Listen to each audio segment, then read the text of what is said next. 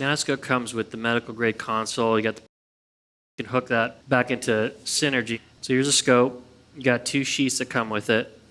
And then you have both a blunt and sharp trocar.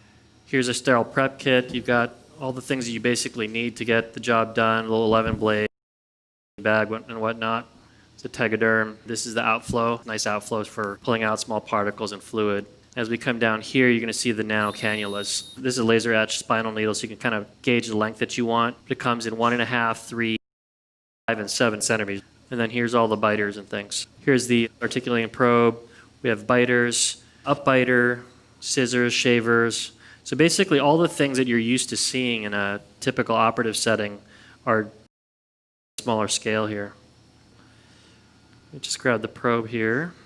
So you can see the probe comes out, has that nice articulating end. You can kind of see that's actually pretty easy to do all the things that you typically would in a setting.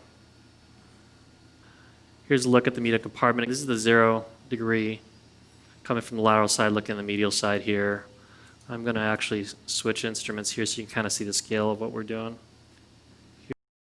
Here, coming in. So we'll just kind of trim up a little bit of the back of this meniscus. You can get a sense of, these instruments are actually really, really sharp. They're really small. I'm just going to bring a shaver in here. You can see we've got low. And it works pretty much the same way. It's just much, much, much smaller. Just show you the grasper here real quick. As I go chasing random bits around the knee. As far as scope, we're going to stay a little bit tighter to the patellar tendon to get closer to what you would consider your standard viewing portal with 30-degree scope. But otherwise, there's not a lot of adjustment that you have to do. It's really, really intuitive if you're used to that. So this is actually, because it's a chip-on tip here and it's very durable, if you were to lean, I'm not recommending that you try to bend this thing at some crazy angle, but if you're leaning on it or you want to bend the tip of it a little bit, it's not a problem at all. We're just going to try to put in a meniscal cinch here. So here's a meniscal cinch 2, the death stop. The suture cutter comes separately. Demonstrate the meniscal repair using this nano. So again, here's the meniscal cinch. Looks like it's primed, ready to go. Deploy, and all the way back. We'll bring this guy out.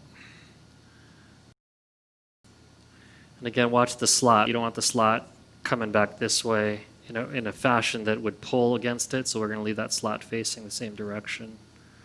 We're going to prime the second portion. And again, on this second button, you just want to make sure you're not pushing down on it. You want to sort of just really almost flick it forward to bring the second implant back up, because it's a bit of a speed bump there. So we're pretty close there. Now we'll come in this way. Deploy again. So you can imagine at some point with the right anesthesia, you can do probably a lot of this without much pain on the local. Then all the way back out.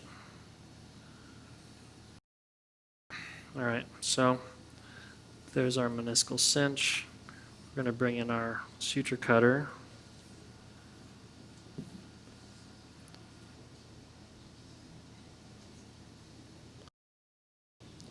We're just going to kind of take some slack out of this thing. And it's going to work its way back to the first implant. We'll cinch that down. Once we sort of like where we'll just go ahead and cut that.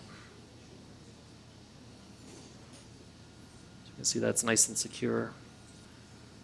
Yeah, this is the ACL right here. So this would be sort of a proximal. Lots of attenuation, obviously, because we cleaned up some of it. But if you wanted to get a different view of it, we could always just bring our scope around, like so. Put it on this side, get that sort of direct view. Then you're looking straight at it. You can see the footprint right there. You can even go straight out the back if you want to. See your meniscal roots. Here's another view from the back too. Just wanted to show you what that looks like. So it's a second look on a meniscal ramp lesion or something posterior, PCL. You just get that second viewing portal in place. So.